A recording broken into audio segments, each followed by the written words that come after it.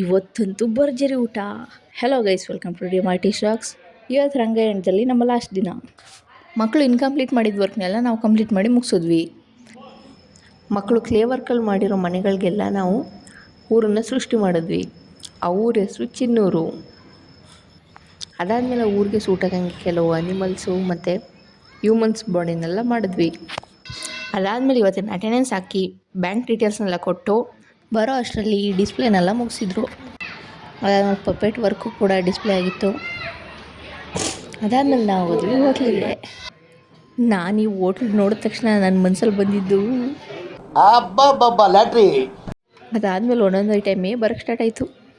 ಇವ್ರು ತುಪ್ಪನ ಒಳ್ಳೆ ಸಾಂಬಾರು ಹಾಕ್ದಂಗೆ ಹಾಕಿದ್ರು ಗುರು. ಅದಾದಮೇಲೆ ಹೊಟ್ಟೆ ಫುಲ್ ಲೋಡ್ ಮಾಡಿಕೊಂಡು ಒಂದು ಬೀಡ ತಿಂದು ಎಲ್ಲರಿಗೂ ಬಾಯ್ ಹೇಳಿ ನಾವು ಹೊರಟ್ವಿ CVS ಕಡೆ. ರಂಗಾಯಣದಲ್ಲಿ ಇದೊಂದು ವಾರ ವರ್ಕ್ ಮಾಡಿದ್ದು ನಮಗೊಂದು ಹೊಸ ಎಕ್ಸ್ಪೀರಿಯೆನ್ಸು, ತುಂಬಾ ಚೆನ್ನಾಗಿತ್ತು. ಹಂಗೆ ನಾನು ಬಂದೆ ಹಾಸ್ಟ್ಲಿಗೆ. ಅದಾದಮೇಲೆ ಹಾಸ್ಟೆಲ್ ಕೂತಿರ್ಬೇಕಾದ್ರೆ ನನಗೆ ಹೊರಗಡೆ ಒಂದು ಬ್ಯಾಂಡ್ ಸೌಂಡ್ ಕೇಳಿಸ್ತು. ನಾನು ಅದನ್ನು ನೋಡೋಣ ಅಂತ ಹಾಸ್ಟ್ಲಿಂದ ಆಚೆ ಬಂದೆ.